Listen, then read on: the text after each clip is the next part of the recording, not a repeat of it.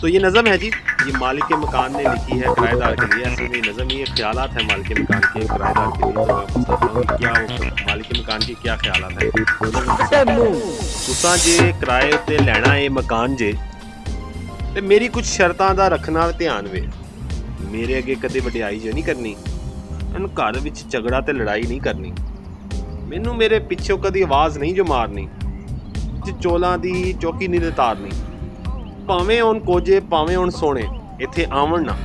तुसां अगर इत्थे रहना है ते परौणे इत्थे आवन ना। बच्चे तुहाडे गलियां विच रोला रप्पा पाण ना, उन्हां बारे महल्ले विच लामे मैनूं आण ना। देखा ना मैं बालां दियां आणियां ते जाणियां, तुहाडे विच किसी ने ट्यूशनां नहीं पढ़ाणियां। बार बार पौड़ियां तो उत्ते थले जाना नहीं, और बहुता हमसायां नाल प्यार तुसीं पाना नहीं। टोटे उत्ते खेडना नहीं कदी गेंद बैट नाल, मच्छरां नूं मारन लई पाना रोज़ मैट भी।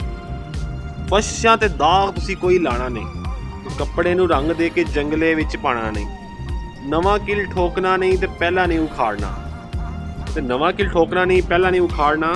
ते छत उत्ते डिश एंटीना नहीं तुसीं चाड़ना, रोज़ रोज़ खोलने नहीं तुसीं बक्से ते पेटियां। ते महल्ले विच पाणियां नहीं तुसीं किधरे भी कमेटियां।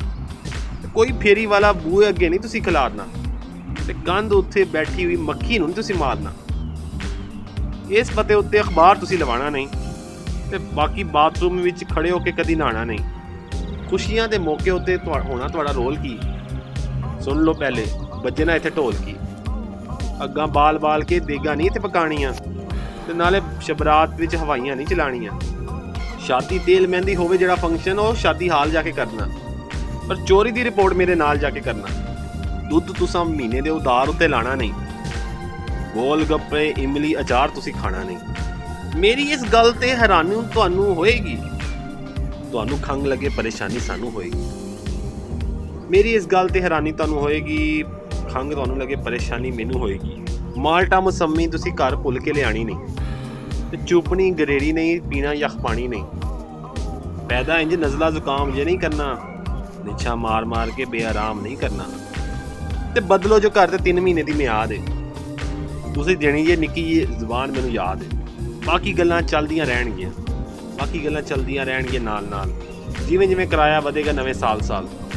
जे अगर मेरी शर्तां दा रखोगे तुसीं ध्यान वे, सत बिस्मिल्लाह तुहाडा अपना मकान जे, सत बिस्मिल्लाह तुहाडा अपना है मकान जे। तो ये थी वो नज़म जो एक मालिक मकान ने शायर की सूरत में किराएदार को लिखी। तो मुझे बड़ी अच्छी लगी, इसलिए मैंने ये सुनाई। होपफुली अगर आपको अच्छी लगी मुझे ज़रूर बताएंगे। अल्लाह हाफ़िज़।